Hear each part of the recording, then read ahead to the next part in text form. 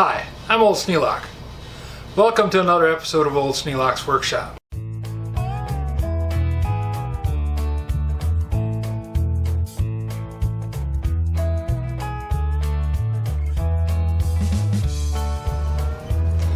You may remember I went down to the home again in Vicksburg and noticed something that I said was a pretty good price. Well, I brought it home. Now I'm cleaning it up, getting it ready to work again. Needs a few fix-ups, but that's the thing I look for. That's what I like.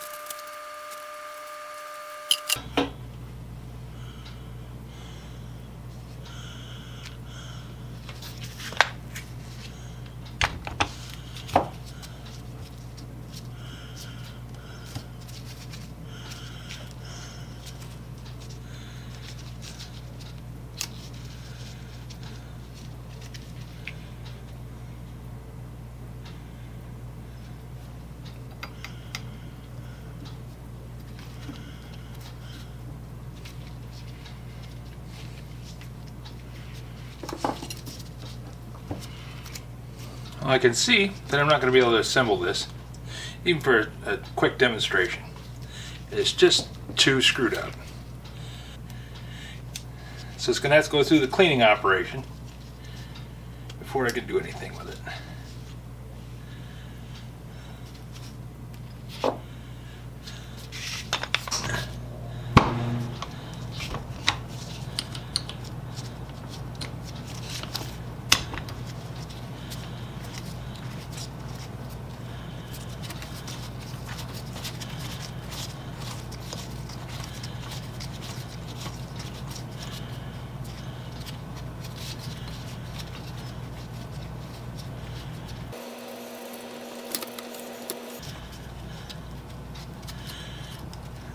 Yeah, a serious amount of cleaning. It's got so much junk in there.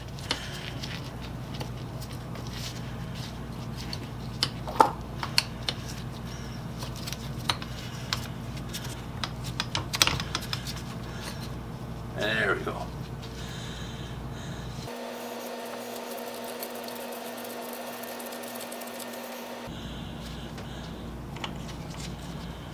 Well, it'll be an interesting thing to work on. Gonna have to completely disassemble it. I got either a missing or broken bolt there.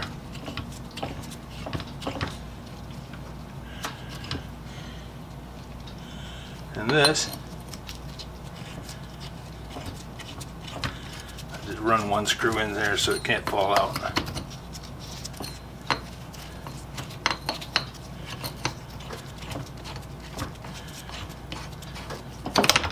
There.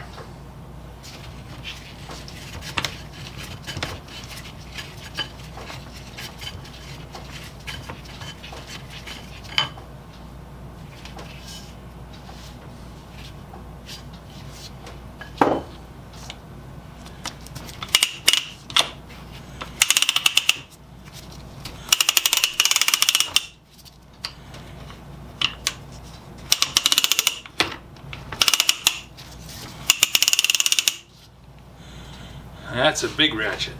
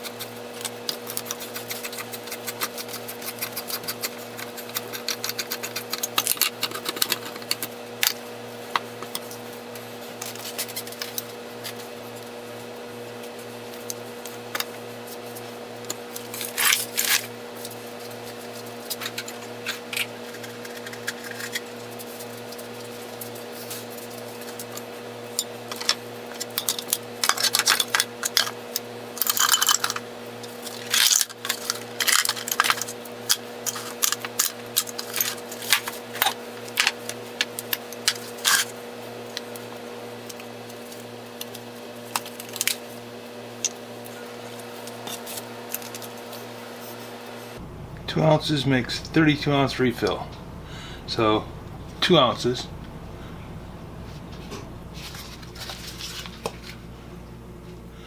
This is a 1 ounce.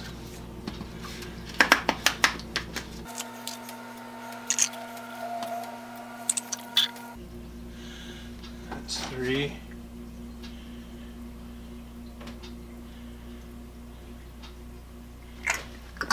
That's 4.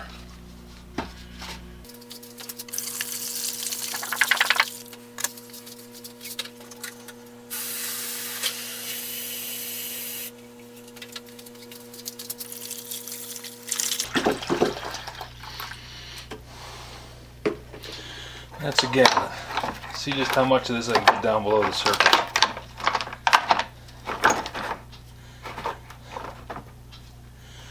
Pretty much everything. Maybe another half gallon.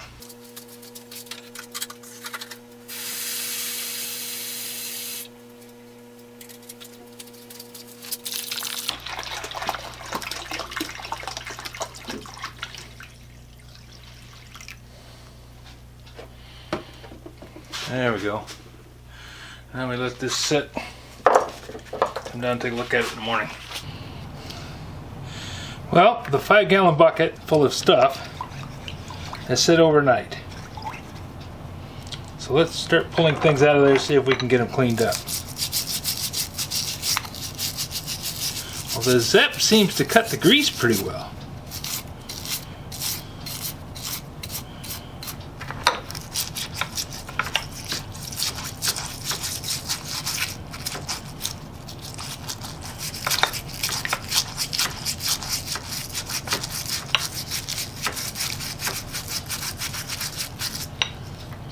That old sulfur-based oil that you use to cut pipe with, it's really good for cutting pipes. Makes the threads work well. Does a nice job keeping the dies sharp. But it is some of the stinkiest, stickiest, nastiest oil that you can mess with. I'd rank it just a little bit below high pressure grease. Whenever you see grease that says EP on it, that is some stuff that's going to be sticky to the max.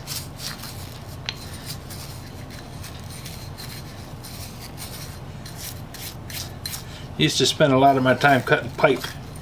When I worked at Borg Warner, worked there 5 years, we installed the entire set of equipment for a radiator manufacturing plant.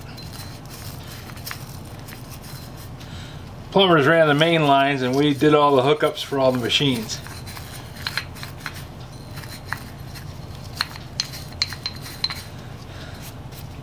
Of course, we had a pipe threading machine. We had a really nice rigid pipe threader.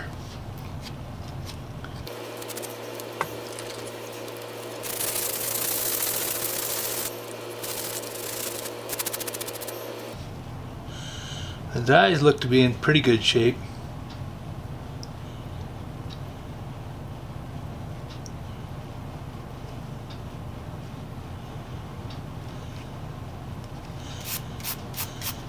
Might have to stone them a little bit.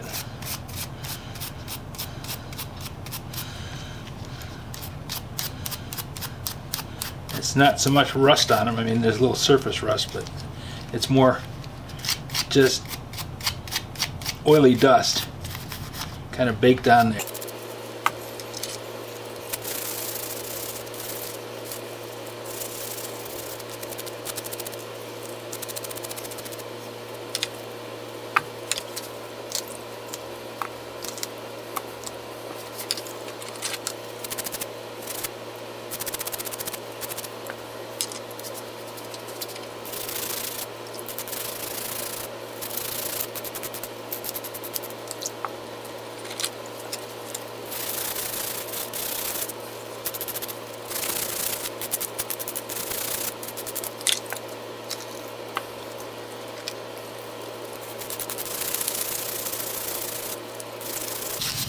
Main goal is to get the grease off, because if you don't get the grease off and you put it on a wire wheel, it just screws up the wire wheel so it appears.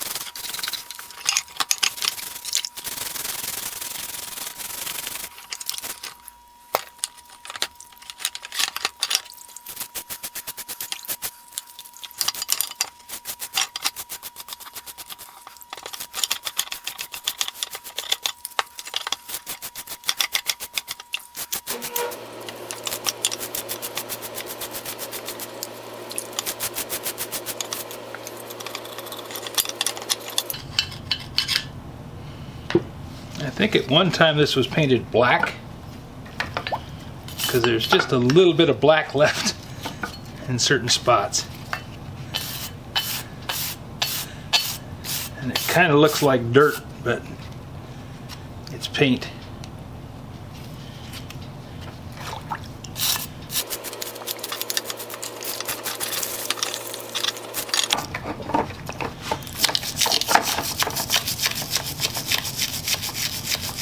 I got little springs in there. That's what holds the cutters in. Got to get all the dirt off before you can tell what this thing is.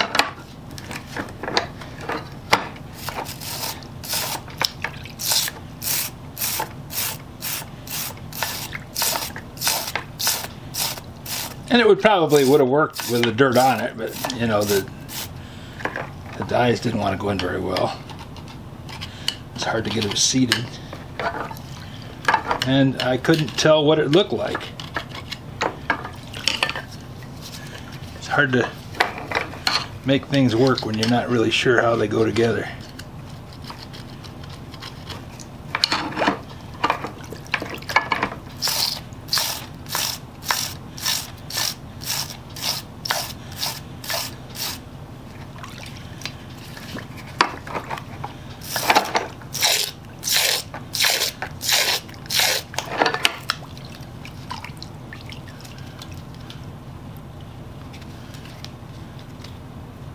I've got a pin missing.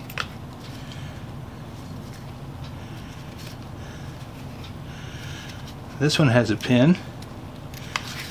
This one has a pin. Yep. But this one doesn't have a pin. So that's going to require some fabrication. Fortunately, pins are well within the capabilities of my shop.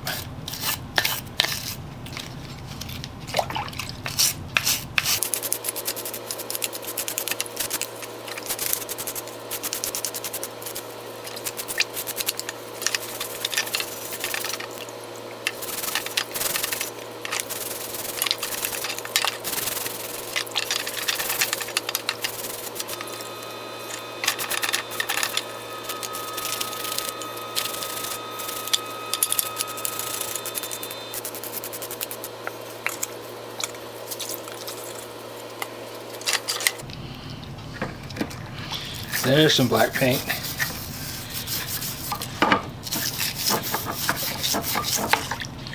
Okay, so we can paint this black. Black's easy.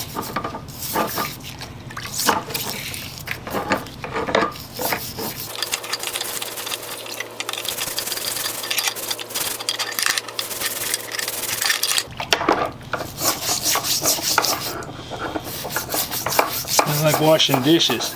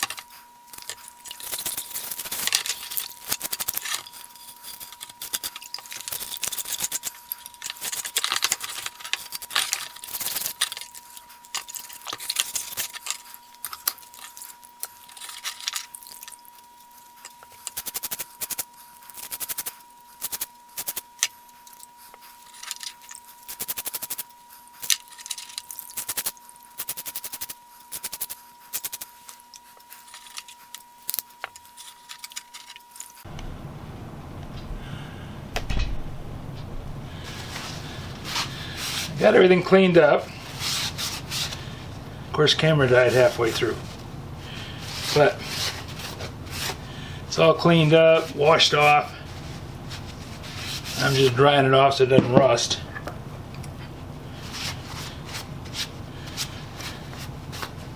Got some paint spatter on it. Oh, there's a spot, didn't get cleaned.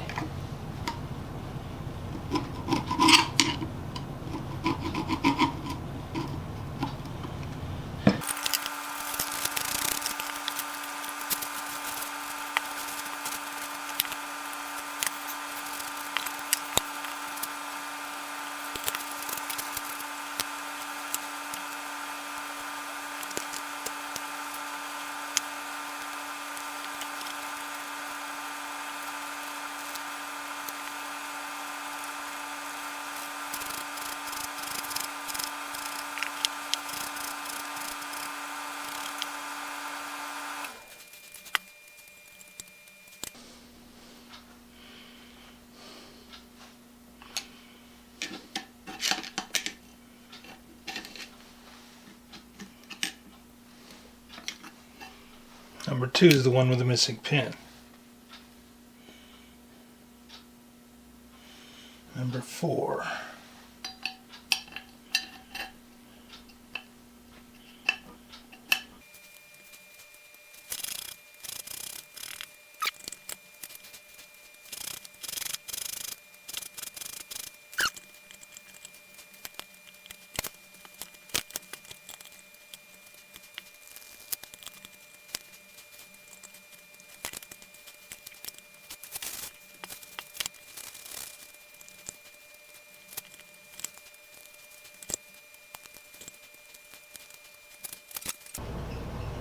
If you have any suggestions for a new video, questions about today's video, or any of the other videos on the channel, just drop a note in the comments. You know I read them all. Thanks for watching.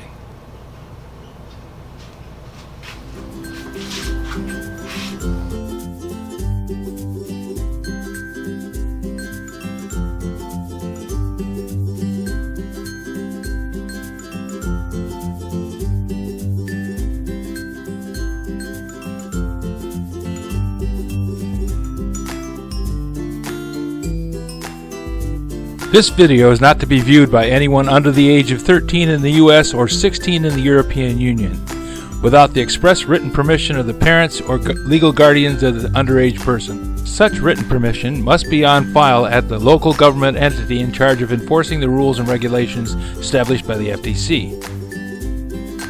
Anyone violating these terms is admitting by default that they hold harmless the owners and operators of this channel. Any and all questions should be addressed to your local branch of the FTC.